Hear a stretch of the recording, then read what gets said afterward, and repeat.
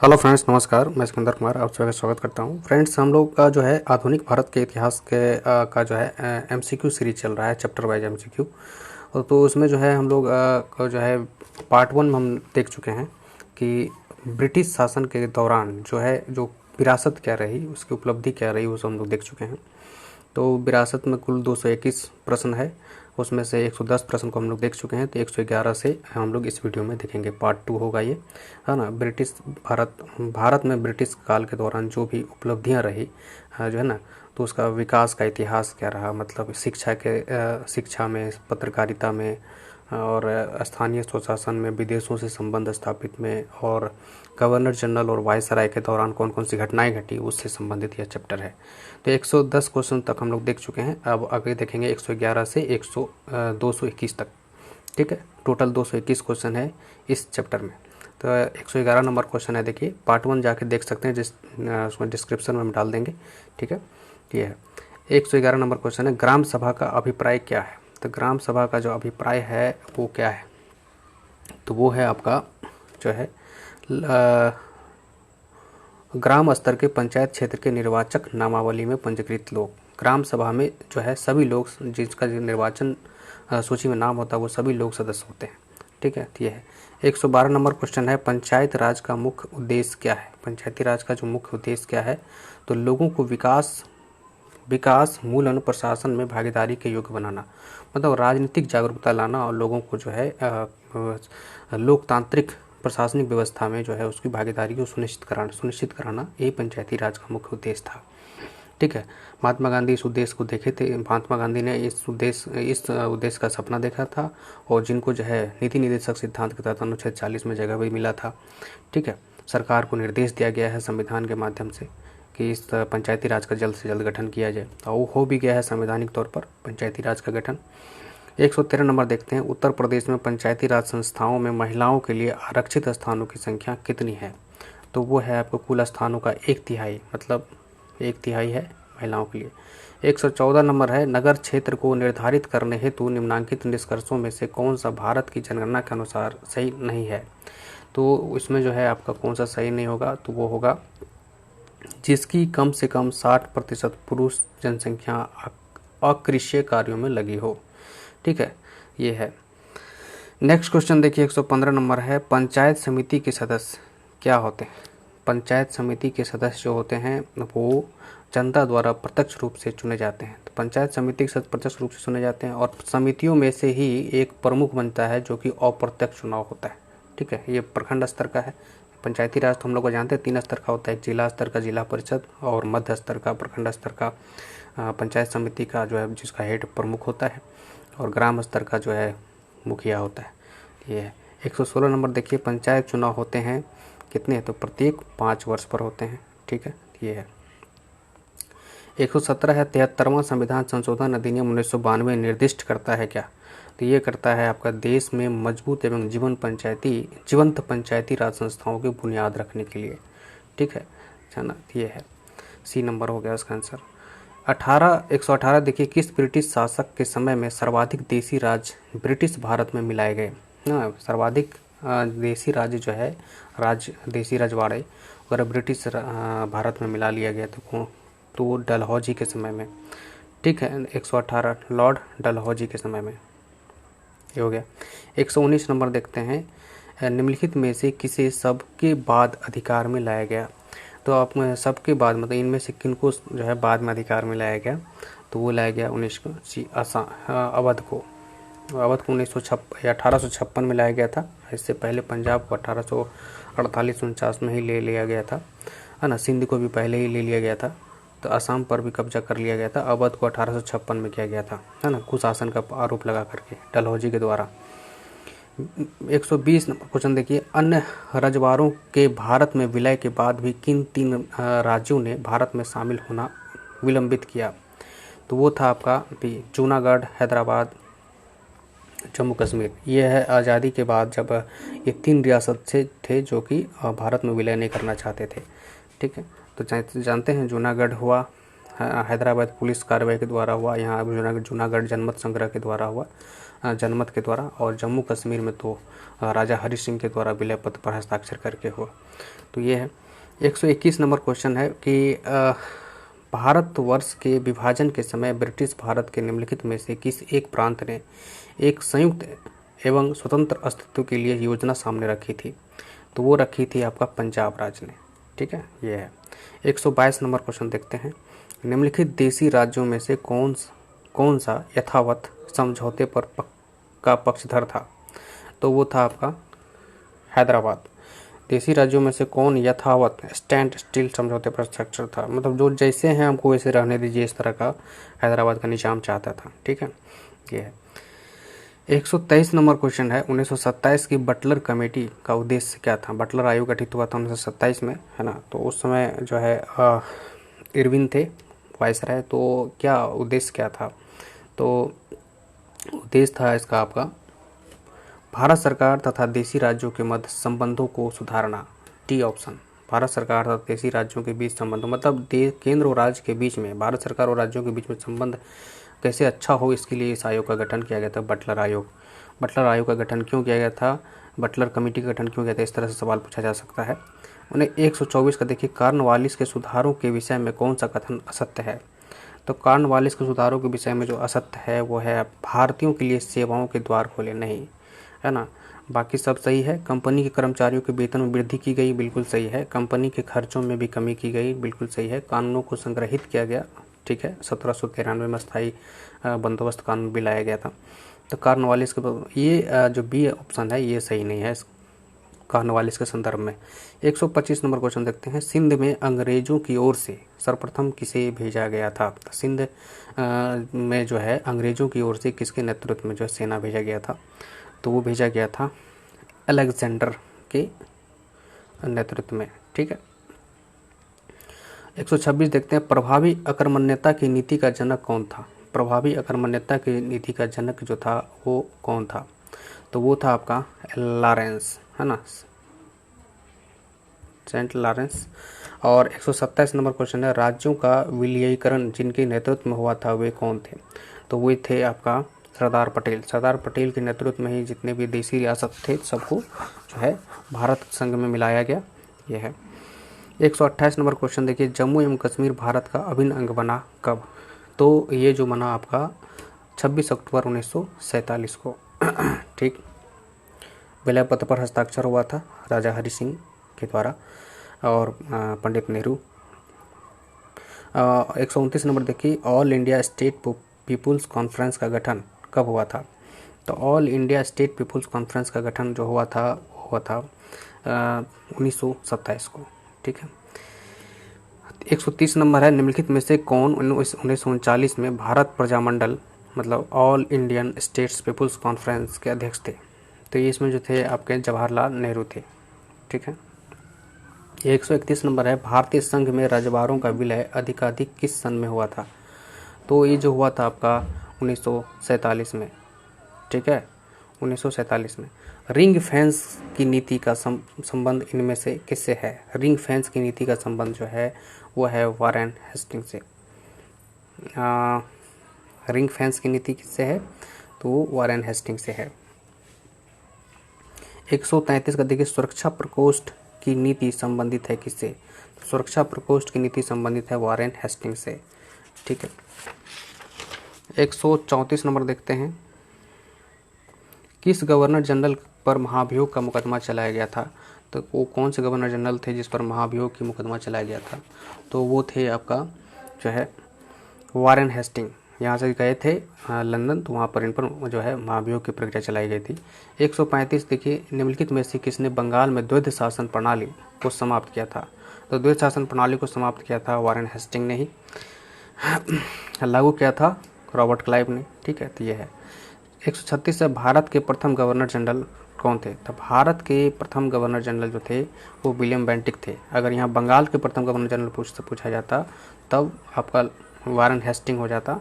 ठीक है, ये है।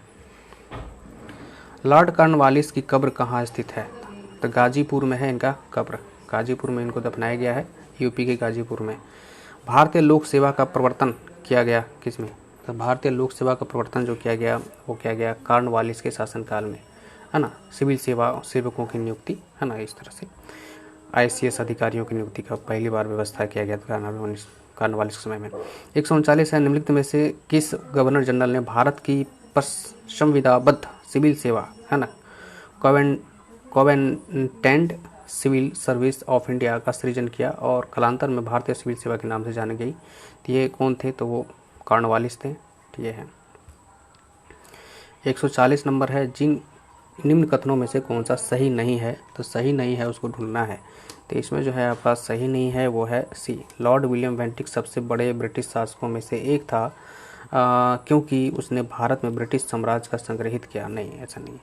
बाकी सब देखिए, जन प्रशासन की नींव वारेन हेस्टिंग द्वारा मजबूती से रखी गई जिस पर ऊपरी संरचना कॉर्नवालिस ने की। बिल्कुल सही है ना, इसके नींव पर कॉर्नवालिस ने बहुत अच्छा काम किया। ईस्ट इंडिया कंपनी के रासायनिक और सैनिक सुधार करने का श्रेय क्लाइव को जाता है। बिल्कुल सही, शुरुआत में जो है इन्होंने सैनिक और असैनिक व्यवस्था को सुव्यवस्थित किया, ठीक है। राजस्व वसूलने का अलग विंग बनाया और सैन्य व्यवस्था का अलग विंग बनाया था। लॉर्ड डलहौजी ने द्युति के सिद्धांत, है ना, डॉक्ट्रिन ऑफ लैप्स वाला जो सिद्धांत के आधार पर ब्रिटिश साम्राज्य में समृद्ध क्षेत्र जोड़े, बहुत सारे क्षेत्रों को अपने में मिलाया। बिल्कुल सही है। ये है 141 नंबर क्वेश्चन, निम्नलिखित कथनों पर विचार कीजिए। तो पहला है, रॉबर्ट क्लाइव बंगाल के प्रथम गवर्नर जनरल थे, ठीक है। विलियम बेंटिक भारत के प्रथम गवर्नर जनरल थे। तो ये विलियम बेंटिक भारत के प्रथम गवर्नर जनरल थे, ये तो सही है। रॉबर्ट क्लाइव बंगाल के प्रथम गवर्नर जनरल थे, नहीं, बंगाल के प्रथम गवर्नर थे, जनरल नहीं थे। जनरल वो तो वारेन हेस्टिंग हो जाएगा ये, तो केवल 2 आंसर हो जाएगा, ठीक है। 142 नंबर देखते हैं, 1802 की बसीन की संधि पर हस्ताक्षर किसके मध्य हुए थे। तो बसीन की संधि जो हुई थी वो हुई थी आपका अंग्रेजों और बाजीराव द्वितीय के साथ में, है ना, बसीन की संधि। 143 है, सहायक संधि को किसके काल में क्रियान्वित किया गया। तो सहायक संधि को जो क्रियान्वित किया गया वो वेलेस्ली के समय में किया गया, ठीक है, वेलेस्ली के समय में किया गया। बी ऑप्शन हो जाएगा, ये है। फिर है आपका सूची सुमेलित करने के लिए है 144 नंबर क्वेश्चन। तो इसमें सूची सुमेलित करना है, तो ये है आपका सुगोली की संधि। सुगोली की संधि कब हुई थी, तो ये हुई थी आपको जो है 144 का सुगोली की संधि 1816 में। 1814 से 16 तक नेपाल के साथ युद्ध हुआ था भारत का, उसमें से फिर सुगोली की संधि हुई थी। फिर जो है ये है आपका प्रथम आंग्ल बर्मा युद्ध कब हुआ था, तो 1824-26 के बीच में हुई थी। 26 में इसका जो है हुआ था प्रथम आंग्ल, फिर समझौता हो गया था। द्वितीय आंग्ल बर्मा युद्ध 1852 और तृतीय आंग्ल बर्मा युद्ध 1850-86। तो 1, 2, 3, 4 इस तरह से मिलान है। अगला है, निम्न में से सहायक संधि स्वीकार नहीं किया था कौन। तो सहायक संधि कौन स्वीकार नहीं किया था, तो वो था आपका इंदौर के होलकर राज, है ना, ये नहीं किया था। बाकी सब कर लिया था। हैदराबाद का निजाम कर लिया था, जोधपुर के राजा राजपूत कर लिए थे, मैसूर के शासक ने कर लिया था। 146 नंबर है, लॉर्ड वेलेस्ली की सहायक संधि को स्वीकार करने वाला पहला मराठा सरदार कौन था। तो ये जो है आपका हो जाएगा पेशवा बाजीराव द्वितीय, ठीक है। 147 नंबर है, निम्नलिखित पर विचार कीजिए जिन्होंने लॉर्ड वेलेस्ली के साथ सहायक संधि की थी और उनके द्वारा दी गई संधियों का सही कालक्रम नीचे कूट में पता कीजिए। तो जो संधि हुआ था उसको कालक्रम के अनुसार सजाना है। तो इसमें जो है आपका हो जाएगा ए, 1, 2, 3, 4 ये कालक्रम में सजा हुआ है। पहले हैदराबाद का, फिर मतलब हैदराबाद का किया गया 1798 में, फिर मैसूर का हुआ, फिर अवध का हुआ, फिर सिंधिया का हुआ था। ये सहायक संधि वेलेस्ली का सहायक संधि है और डलहौजी वाला जो राजहरप नीति है वो अलग है, ठीक है। ये कलकत्ता में एशियाटिक सोसाइटी की स्थापना के समय बंगाल का गवर्नर जनरल कौन था। तो कलकत्ता में एशियाटिक सोसाइटी की स्थापना के समय तो बंगाल का गवर्नर जो था उसमें वारेन हेस्टिंग थे, चूँकि, है ना, वारेन हेस्टिंग थे। 1780 के दशक में हुआ था ये एशियाटिक सोसाइटी की स्थापना, ठीक, 80 या 84 में, 1784 में शायद, हाँ। 149 नंबर है, भारत में ब्रिटिश सत्ता और विदेशी देशों के साथ युद्धों को सुमेलित कीजिए। तो इसमें जो है 1814 से 16 के बीच में जो युद्ध हुआ था वो कौन सा युद्ध था, तो वो भारत नेपाल युद्ध या आंग्ल नेपाल कह सकते हैं। आंग्ल नेपाल युद्ध था। फिर उसके बाद 1824 से 26 में प्रथम बर्मा युद्ध, बर्मा का प्रथम युद्ध हो गया। 1852 में द्वितीय बर्मा युद्ध हो जाएगा, बर्मा का द्वितीय युद्ध हो जाएगा। 1885 से 88 में जो है तृतीय बर्मा युद्ध हो जाएगा, तृतीय बर्मा युद्ध हो जाएगा। 1878 से 80 के बीच में यह द्वितीय आंग्ल अफगान युद्ध हो जाएगा। और प्रथम आंग्ल अफगान जो हुआ था 1839 में हुआ था, 39 से 41 के बीच में। ठीक है, ये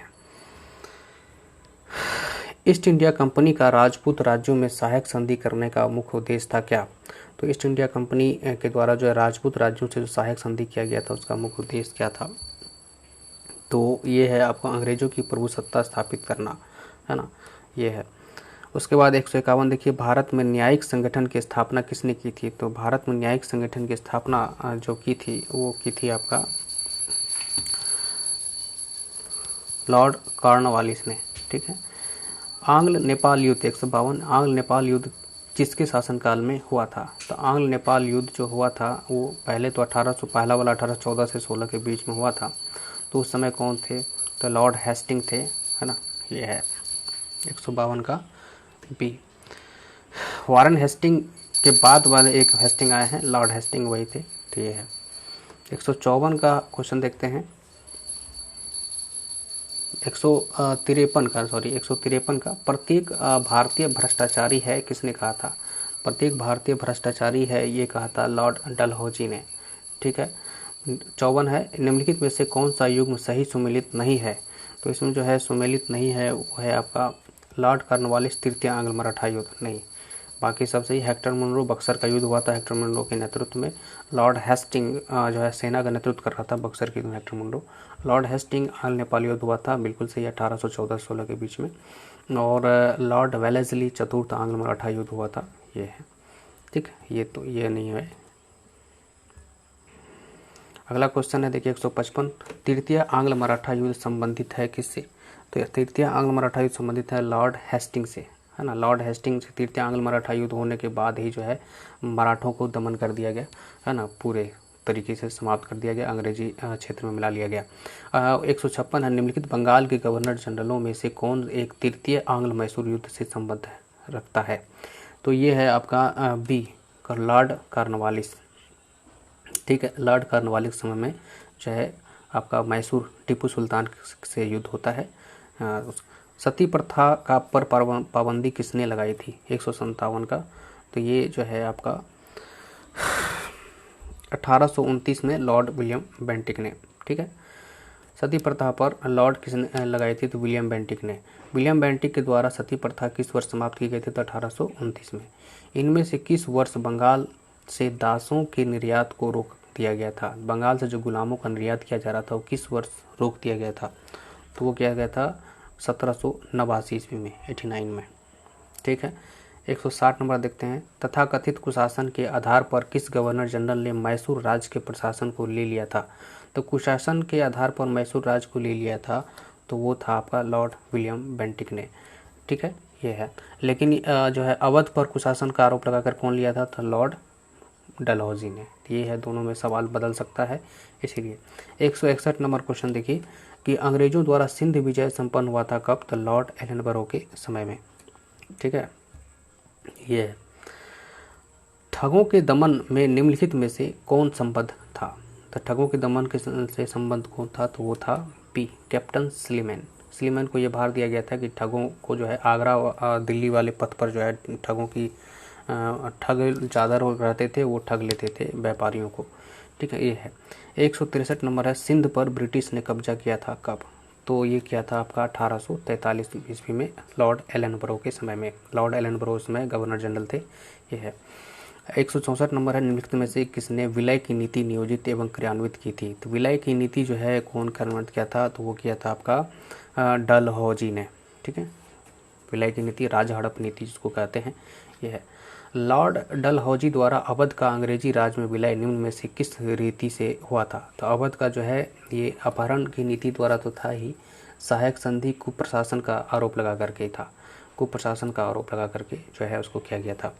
166 का देखते हैं, ब्रिटिश साम्राज्य में अवध का विलयन हुआ था।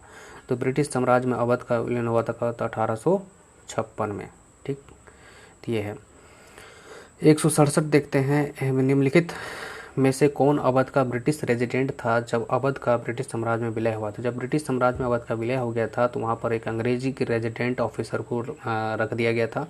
तो वो कौन थे, पहला रेजिडेंट ऑफिसर कौन थे, तो वो थे आपका जेम्स आउटरम। जेम्स आउटरम, ये सवाल कभी कभी पूछ लिया जाता है। 168 नंबर क्वेश्चन देखिए, ब्रिटिश द्वारा कुशासन का बहाना लेकर निम्नलिखित प्रांतों में से किस एक का शासक हटा दिया गया। तो एक का शासक हटा दिया गया, वो है आपका अवध का। ठीक है, अधोलिखित युग्मों में से कौन सुमेलित है, तो ये है आपका 1856 अवध का विलय ये हुआ था।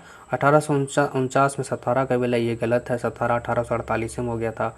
1848 में पंजाब का विलय, ये भी गलत है, पंजाब का पूर्ण रूप से 1849 में विलय हुआ था। 1855 में झांसी का विलय, ये भी गलत है, झांसी का विलय 1853-54 में ही हो गया था। ठीक है, 53 में ही हो गया था। ठीक है, 54 नहीं, 53 में ये है।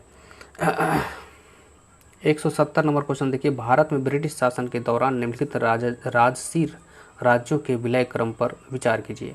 तो कौन सा पहले जो है हुआ था, सतारा, संबलपुर, झांसी। 3, 2, 1 हो जाएगा इसका सीरीज। पहले सतारा है, फिर संबलपुर, फिर झांसी है।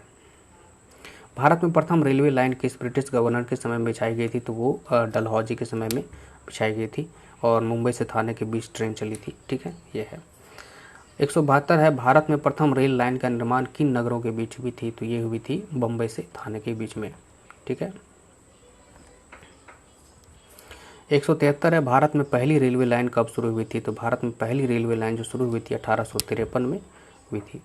ठीक है। 174 देखिए, किस कंपनी ने सर्वप्रथम भारत में रेल यात्रा प्रारंभ की थी, तो किस कंपनी के द्वारा जो है भारत में रेल जो है की शुरुआत की गई थी, तो वो पहले कंपनी के माध्यम से रेल लाइन बिछाया जाता था और रेल का संचालन होता था। तो 174 का आंसर हो जाएगा ग्रेट इंडियन पेनिनसुला रेलवे। ठीक है, यह है। 175 में है, ब्रिटिश भारतीय राज्य क्षेत्र का अंतिम प्रमुख विस्तार हुआ कब, तो ये हुआ आपका डलहौजी के समय में। डलहौजी के समय में IAS परीक्षा में पूछा गया है। 176 देखिए, विधवा पुनर्विवाह अधिनियम किसके शासन में क्रियान्वित किया गया, तो ये किया गया आपका लॉर्ड कैनिंग के समय में। ठीक है, 176 का बी ना, ईश्वरचंद विद्यासागर के बहुत अथक प्रयासों से जो है यह कानून बना था, ये है। 177 देखिए, पब्लिक वर्क्स डिपार्टमेंट को 1845 से 55 के दौरान स्वरूप देने वाले थे कौन, तो ये थे आपका Lord Dalhousie. Public works department PWD जिसको कहते हैं, जिसमें बहुत सारे रोड, सड़क निर्माण, भवन निर्माण आदि करने का जो है ये विभाग गठित किया गया था। ठीक है, ये है। 178 नंबर है, 1 नवंबर 1858 को महारानी विक्टोरिया का घोषणा पत्र इलाहाबाद में पढ़कर सुनाया था किसने पढ़ा था इस पत्र को, तो लॉर्ड कैनिंग ने ही पढ़ा था। कैनिंग ने इस पत्र को पढ़ा था। जब 1857 की क्रांति हुई थी उसके बाद जो है ब्रिटिशों की जो है हालत पस्त हो गया था, तो उसमें जो है विक्टोरिया के द्वारा जो है घोषणा पत्र की गई थी, है ना, और ईस्ट इंडिया कंपनी से जो है शासन की बागडोर छीन करके ब्रिटिश क्राउन के अधीन कर लिया गया था। तो ये हो गया। 179 का देखते हैं, निम्न में से कौन एक भारत का प्रथम वायसराय था, तो भारत का प्रथम वायसराय जो है लॉर्ड कैनिंग ही था, क्योंकि लॉर्ड कैनिंग के समय ही जो है भारत के गवर्नर जनरल का पद को समाप्त कर दिया गया और उसके जगह पर है वायसराय का पद का सृजन किया गया। ठीक है, ये है। Mount Stuart 180 number, mount Stuart Elphinstone ने लंबी अवधि तक कहाँ पर शासन किया था, तो ये किया था आपका बम्बई में। एल्फिंस्टन ने बम्बई में शासन किया था, ये गवर्नर था बम्बई का, ये है। महारानी विक्टोरिया को भारत की सम्राज्ञी नियुक्त किया गया है किस वर्ष, सम्राज्ञी किस वर्ष में किया गया था, वो किया गया था 1858 में। ठीक है, ये है। 181 का, अच्छा 181 का, एक मिनट, 1878 होना चाहिए, थी 1858, इसमें डॉट है, इसमें आंसर 1870 हो सकता है जो है लिट्टन के समय में। ठीक है, ये है। 182 नंबर है, अपने पुत्र के स्थान पर दूसरे उत्तराधिकारी के गोद लेने के अधिकार को पुनः स्थापित किया गया किसमें, तो ये है सम्राज्ञी की घोषणा में जो है रानी की जो घोषणा है उसमें यह चीज़ क्लियर कर दिया गया था, है ना, तो ये है। कि अब जो है गोद लिए हुए पुत्र को भी मान्यता रहेगी, इस तरह की बात कही गई थी। यह है। अगला है क्वेश्चन 183 है मिलान करने के लिए। तो मिलान करने के लिए जो है आपको अब यहाँ पर क्या है, अंग्रेजी शासन के अधोलिखित देशों के साथ संधियों को मिलाइए। तो सुगोली की संधि किसके साथ हुआ था? तो नेपाल के साथ हुआ था। ठीक है, ये नेपाल के साथ। यांडबो की संधि जो है ये हुई थी आपको वर्मा के साथ, और गंडमक की संधि जो है अफगानों के साथ। ये है 184। भारत में अंग्रेजों के समय में प्रथम जनगणना हुई थी कब? तो प्रथम जनगणना जो हुई थी वो हुई थी मेयो के समय में, लेकिन आधिकारिक तौर पर जो हुई थी वो रिपन के समय में। ठीक है, तो इसमें आंसर है आपको लॉर्ड मेयो के समय में पहली जनगणना हुई थी, है ना। उसके बाद रिपन के समय से जो है प्रत्येक 10 वर्ष पर किए जाने का प्रावधान किया गया। 185 में देखिए, किस वायसराय की हत्या अंडमान निकोबार द्वीप समूह में जब वे भ्रमण पर गए थे तो एक दंडित अपराधी के द्वारा चाकू घोंप कर दिया गया था? तो वो कौन थे? तो लॉर्ड मेयो। लॉर्ड मेयो की हत्या अंडमान निकोबार में हो गया था। किस वायसराय की हत्या उसके कार्यकाल में ही की गई थी? तो लॉर्ड मेयो ही थे। ठीक है, लॉर्ड मेयो की हत्या अंडमान निकोबार में हो गया था। 187 नंबर क्वेश्चन है, देखिए, अफगानिस्तान के प्रति एक जोश भरी अग्र फॉरवर्ड नीति का अनुसरण करने वाला गवर्नर जनरल कौन था? तो ये था आपका लिट्टन। ठीक है, तो लिट्टन था। 188 नंबर देखिए, उस समय जब नेपोलियन की शक्ति के सामने यूरोप में साम्राज्य धाराशायी हो रहे थे तो नीचे लिखे गवर्नर जनरल में से किस एक ने भारत में ब्रिटिश पताका फहराए रखी थी? तो वो कौन था? तो वो था आपका जो है लॉर्ड वेलेस्ली। Lord Wellesley. 189 देखिए, कौन भारत का वायसराय सबसे दीर्घ काल तक रहा? सबसे दीर्घ काल तक भारत में वायसराय कौन रहा? तो वो रहा आपका लॉर्ड कर्जन। ठीक है, 190 नंबर क्वेश्चन देखते हैं, निम्न युग्मों में से कौन सा एक सही सुमेलित है? कौन सही सुमेलित है ये देखना है। तो लॉर्ड कॉर्नवालिस अस्थायी बंदोबस्त लाया था, बिल्कुल ये तो सही है। ठीक है, लॉर्ड वेलेस्ली चतुराई पूर्ण निष्क्रियता नहीं। लॉर्ड डलहौजी सहायक संधि नहीं, तो ये गलत है। लॉर्ड डलहौजी डॉक्ट्रिन लैप्स लाया था, राज हड़प नीति लाया था, ना कि सहायक संधि। लॉर्ड वेलेस्ली ये भी चतुराई पूर्ण निष्क्रियता, ये भी सही है। लॉर्ड कैनिंग भारतीय राष्ट्रीय कांग्रेस की स्थापना, ये भी गलत है, और ये भी गलत है, ये सही है ना। ये भी तीनों गलत है, ये नंबर सही है। 191 नंबर देखिए, किसका सुमेलित नहीं है ये खोजना है। तो लॉर्ड कॉर्नवालिस अस्थायी बंदोबस्त, ये तो सही है। ठीक है, लॉर्ड वेलेस्ली सहायक संधि, ये भी सही है। लॉर्ड डलहौजी व्यापगत सिद्धांत, वही डॉक्ट्रिन और लैप्स जिसको कहते हैं राज हड़प नीति, ये सही है। लॉर्ड कैनिंग उच्चतम निष्क्रियता नहीं, ये सही नहीं है, तो ये हो गया आपका 192 है, किसकी पदावधि में महिलाओं तथा बच्चों की कार्यावधि में के घंटों को सीमित करने तथा स्थानीय शासन को आवश्यक नियम बनाने के लिए प्राधिकृत करने के लिए प्रथम फैक्ट्री अधिनियम का अधिग्रहण किया गया था? प्रथम फैक्ट्री अधिनियम बनाया गया था लॉर्ड रिपन के समय में, और उसमें जो महिलाओं को जो है 192 का सी जो है लॉर्ड रिपन के समय में, और उसमें जो है महिलाओं और बच्चों को काम करने के जो घंटे हैं उसको कम करने का प्रयास किया गया था। और निम्नलिखित में से किस गवर्नर जनरल ने भारत में दास प्रथा को समाप्त किया था? दास प्रथा को किसने समाप्त किया? तो वो किया था आपका जो है बी है, लॉर्ड एलनब्रो ने, है ना। 1843 ईस्वी में दास प्रथा समाप्त हुआ था। लॉर्ड डलहौजी 194 है, लॉर्ड डलहौजी की विलय नीति का प्रथम शिकार कौन हुआ था? तो सतारा हुआ था, है ना, 1848 ईस्वी में। 195 देखिए, निम्नलिखित में से सही सुमेलित नहीं है, उसको बताना है। लॉर्ड कॉर्नवालिस अस्थायी बंदोबस्त लाया था, ये बात बिल्कुल सही है। लॉर्ड वेलेस्ली सहायक संधि प्रणाली लाया था, ये भी सही है। लॉर्ड हेस्टिंग द्वितीय आंग्ल मराठा युद्ध जो है ये गलत है ना। और डी है, लॉर्ड विलियम वेंटिक 1829 का 17वां रेगुलेशन पास हुआ था, ये सही है। ठीक है, तो ये उसी में 17वां रेगुलेशन में ही जो है सती प्रथा को गैर कानूनी बताया गया था। 196 नंबर क्वेश्चन देखिए, स्थायी बंदोबस्त किसके शासनकाल में प्रारंभ हुआ था? तो स्थायी बंदोबस्त जो है वो हुआ था आपका कॉर्नवालिस के समय में 1793 ईस्वी में।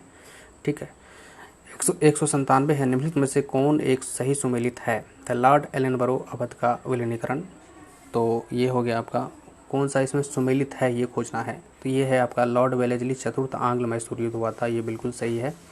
बाकी सब जो है यहीं पर अंतिम अंग में शुरू हुआ था। इसमें जो है आपका जो है टीपू सुल्तान मारा गया था। बाकी जो है एलनबरो अवध का विलीनीकरण ये गलत है, ठीक है। ये भी डलहौजी सिंध विलीनीकरण ये भी गलत है। और सर जॉन शोर तृतीय आंग्ल मराठा युद्ध ये भी गलत है। 198 निम्न में से कौन सम्मिलित नहीं है? तो लॉर्ड कॉर्नवालिस अस्थायी बंदोबस्त लाया था, ये तो सही है। लॉर्ड वेलेस्ली सहायक संधि प्रणाली लाया था, ये भी सही है। सर जॉन शोर आंग्ल नेपाल युद्ध और लॉर्ड हेस्टिंग तृतीय आंग्ल मराठा युद्ध। तो 198 का हो जाएगा आपका, जो ये गलत है आपका, सम्मिलित नहीं है ना, तो जॉन शोर के समय में आंग्ल नेपाल युद्ध ये गलत है, बाकी सब सही है। हेस्टिंग तृतीय आंग्ल मराठा युद्ध हुआ था लॉर्ड हेस्टिंग के समय में, ठीक है। वारन हेस्टिंग और लॉर्ड हेस्टिंग दोनों अलग अलग लोग हैं, ठीक है, ये ध्यान रखिएगा। 199 निम्नलिखित में से कौन सा युग्म सही सम्मिलित नहीं है? तो 100 ये सम्मिलित नहीं है, वो है आपका डी, लॉर्ड लिटन प्रथम आंग्ल अफगान युद्ध का प्रारंभ। नहीं, प्रथम आंग्ल अफगान का युद्ध जो प्रारंभ हुआ था वो 1839 में ही हुआ था। और द्वितीय आंग्ल मराठा युद्ध जो है, आंग्ल अफगान युद्ध जो है, ये हुआ था आपका लिटन के समय में। तो ये आप कह सकते हैं। पेशवाई को कब समाप्त किया गया? पेशवाई को कब समाप्त किया गया? तो ये किया गया 1818 ईस्वी में, मतलब मराठा को पूरे समाप्त कर दिया गया, ये हुआ पेशवाई को समाप्त कर देना, ठीक है। उसके बाद 201 नंबर, निम्न में से कौन चतुराईपूर्ण निष्क्रियता की नीति के साथ जुड़ा है? तो ये जुड़ा है आपका जो है 201 का डी, जॉन लॉरेंस। 202 नंबर देखिए, भारतीय पुरातत्व सर्वेक्षण की स्थापना किसके काल में हुई थी? तो ये लॉर्ड कर्जन के समय में हुई थी। 202 का सी, पुरातत्व सर्वेक्षण ऐतिहासिक धरोहरों का संरक्षण करता है। 203 देखिए, प्राचीन स्मारक संरक्षण एक्ट किस गवर्नर जनरल के कार्यकाल में पारित हुआ था? तो लॉर्ड कर्जन के समय में, ठीक है। 204 है देखिए, भारत में ब्रिटिश साम्राज्य के दौरान निम्नलिखित वायसरायों पर विचार कीजिए। तो Lord Curzon, Lord Chelmsford, Lord Hardinge, Lord Irwin. उपयुक्त की पदावधियों की सही कालक्रम बताइए, कौन पहले कौन बाद, ये बताना है। तो इसमें जो है आप 1, 3, 2, 4 का ये क्रम है। एक मतलब लॉर्ड कर्जन पहले आएंगे 1900 से 1905 तक, 1899 से 1805 तक में ये है। 1899 से 1906 तक लगभग रहते हैं ये, ठीक है। 1905 के बाद तक 6 के जो है में ये रिटायर हो जाते हैं। उसके बाद 3 है देखिए, तो ये है लॉर्ड हार्डिंग है, हार्डिंग का कार्यकाल आता है, फिर चेम्सफोर्ड का आता है, फिर लॉर्ड इरविन का आता है। तो ये सीरीज है, ठीक है। निम्नलिखित में से कौन सी जोड़ी गवर्नर जनरल और घटना सम्मिलित है? तो लॉर्ड कॉर्नवालिस रेगुलेटिंग एक्ट, नहीं ये गलत है, सही को बताना। लॉर्ड वेलेस्ली स्थायी बंदोबस्त, ये भी गलत है। लॉर्ड एलनबरो सिंध विजय, ये सही है। लॉर्ड डलहौजी प्रथम अफगान युद्ध, ये गलत है, ये सही है। एलनबरो सिंध विलय हुआ था एलनबरो के समय में। फूट डालो और राज करो की रणनीति अपनाई गई थी किसके द्वारा? फूट डालो राज करो की नीति 206 ये कर्जन के द्वारा अपनाई गई थी, है ना। बंगाल विभाजन किया था ये फूट डालो राज करो में। 207 है, इनमें से किस गवर्नर जनरल ने सबसे पहले पृथक निर्वाचन मंडल की व्यवस्था मुसलमानों को जीतने व उन्हें कांग्रेस के विरुद्ध करने के लिए इस्तेमाल किया था? तो वो किया था लॉर्ड मिंटो ने किया था। इसके बाद है मुस्लिम लीग की स्थापना हुई थी, मुस्लिमों को जो है आरक्षण दिया गया था, ठीक है। ये है कि मुस्लिम प्रतिनिधि को मुस्लिम जनता ही चुनेगी, इस तरह की व्यवस्था। तो सांप्रदायिकता का नींव बो दिया गया था लॉर्ड मिंटो के द्वारा, है ना। अर्ले मिंटो सुधार अधिनियम भी उसको कहते हैं, 1809 में पारित हुआ था। 208 नंबर क्वेश्चन देखिए, ब्रिटिश भारत की राजधानी का कलकत्ता से दिल्ली स्थानांतरण किसके काल में क्रियान्वित हुआ था? तो ये हुआ था आपका लॉर्ड हार्डिंग के समय में। और लॉर्ड मिंटो जब हटे थे तो जस्ट हार्डिंग आए थे, तो हार्डिंग जो है कलकत्ता से जो है दिल्ली राजधानी को स्थानांतरित किए थे। ये सारा साजो सामान के साथ जो है दिल्ली रवाना हुए थे, तभी जो है इन पर जो बम विस्फोट हुआ था, बम फेंका गया था दिल्ली में, ठीक है। तो ये है निम्नलिखित युग्मों में से कौन सा एक सही सम्मिलित नहीं है? तो ये है आपका जो है वर्नाक्युलर प्रेस एक्ट कर्जन। नहीं, वर्नाक्युलर प्रेस एक्ट जो है ये बना था जो है लिट्टन के समय में 1877 ईस्वी में। इसमें क्या था कि जो है देसी भाषा के जो अखबार थे उनको प्रतिबंध किया गया था, देसी भाषा के। बाकी जो है सम्मिलित है Pitt's India act Warren Hasting के समय बना था, है ना, 1784 में। डॉक्ट्रिन ऑफ लैप्स डलहौजी के समय में, राज हड़प नीति जिसको कहते हैं, एल्बर्ट बिल रिपन के समय में ये है। 210 नंबर देखिए, निम्नलिखित में से कौन भारत का एकमात्र यहूदी वायसराय था? तो यहूदी वायसराय जो था वो था आपका लॉर्ड रीडिंग, है ना, ये एकमात्र है। भारत में करजन के प्रशासन की तुलना औरंगजेब से किसने की थी? तो औरंगजेब से जो है ये तुलना किसने की थी? तो वो की थी आपका गोपाल कृष्ण गोखले ने। सूची 1 को सूची 2 से मिलान कीजिए। 212 नंबर क्वेश्चन है। क्लाइव, तो क्लाइव जो है ये है आपका बंगाल में द्वैत शासन लागू किया था क्लाइव, तो ये हो गया। बेंटिक जो है ये हो गया आपका अंग्रेजी शिक्षा लॉर्ड मैकाले के अनुशंसा पर। चार्ल्स मेटकाफ क्या था? प्रेस पर से प्रतिबंध हटा दिया गया। और करजन जो है बंगाल को विभाजित कर दिया गया था करजन के द्वारा। तो ये है सूची 1 सूची 2 को सुमेलित कीजिए। ये है बंगाल में फोर्ट विलियम प्रेसिडेंसी का गवर्नर जनरल रेगुलेटिंग एक्ट 1773 के अधीन, भारत का गवर्नर जनरल चार्टर एक्ट 1833 के अधीन, भारत का गवर्नर जनरल और वायसराय इंडियन काउंसिल एक्ट 1858 के अधीन, गवर्नर जनरल और सम्राट प्रतिनिधि गवर्नमेंट ऑफ इंडिया एक्ट 1935 के अधीन। तो इसमें क्या करना है आपको? सूची 2 है। अच्छा, ये कौन कौन थे इसमें जो है उस समय? आर्किवाल्ड, पर्सिवल, बेवेल। तो ये है आपका, इसका जो आंसर हो जाएगा 213 नंबर का, 213 नंबर का ए आंसर हो जाएगा। ठीक है, ए का 3, बी का 2, सी का 4, डी का 1 मिला लीजिए। ठीक है, 214 में ही मिलान करना है। 214 में मिलान करना है तो वो है आपका लॉर्ड डलहौजी। तो डलहौजी है व्यापकगत सिद्धांत से रिलेटेड रखते हैं, है ना, राज हड़प नीति। लॉर्ड विलियम बेंटिक, तो ये है सती प्रथा निषेध किया इन्होंने। लॉर्ड रिपन, ये स्वायत्त शासन को लाया था। स्वायत्त शासन मतलब स्थानीय स्वशासन। और लॉर्ड कर्जन बंगाल विभाजन को लागू किया था। ठीक है, ये है। 215 है सही जोड़े बनाइए। सही जोड़े बनाना है तो चूक का सिद्धांत या हड़प नीति, डॉक्ट्रिन ऑफ लैप्स इसको कहते हैं। तो ये क्या था आपका? डलहौजी। बंगाल विभाजन जो है कर्जन किया था। बंगाल में दोहरा शासन जो है ये क्लाइव किया था, द्वैत शासन जिसको कहते हैं।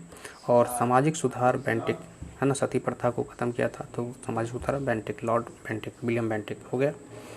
216 भी मिलान करना है। इसमें है लॉर्ड कर्जन जो है कार्य ग्रहण करने का वर्ष है। तो लॉर्ड कर्जन जो अपना कार्य ग्रहण किया था 1899 ईस्वी में।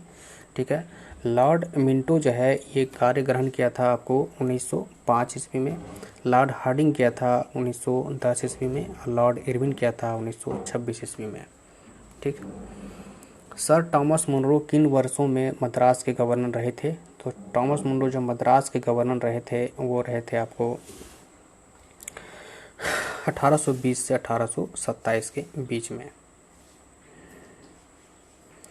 218 है निम्नलिखित में से कौन सा एक युग्म सुमेलित नहीं है? तो सुमेलित नहीं है तो वो है आपका ठगी का दमन विलियम बेंटिक के समय में हुआ था, ये तो सही है। इल्बर्ट बिल रिपन के समय में हुआ था, ये भी सही है। रिंग फेंस नीति वारन हेस्टिंग के समय में हुआ था। वार्नाक्यूलर प्रेशर कर्जन के समय में, ये गलत है ना, ये लिट्टन के समय में हुआ था, यहाँ कर्जन दे दिया है।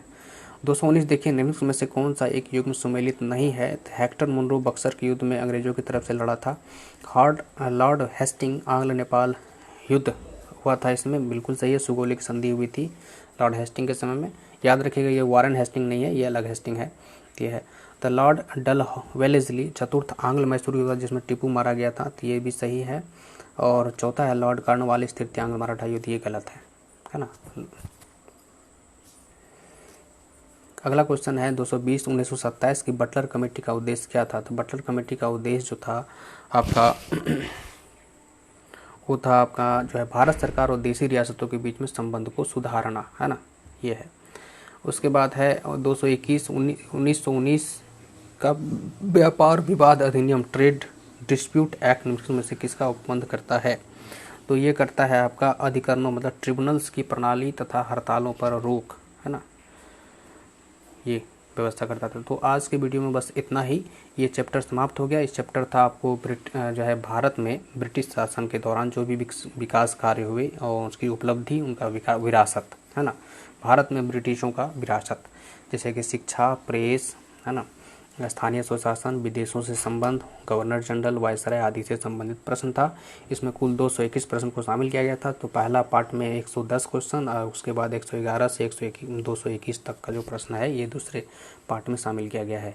तो चलिए ठीक है, नेक्स्ट वीडियो में हम लोग है भारत के स्वतंत्रता संघर्ष का चैप्टर का MCQ लेकर के आएंगे, है ना। थैंक यू, धन्यवाद।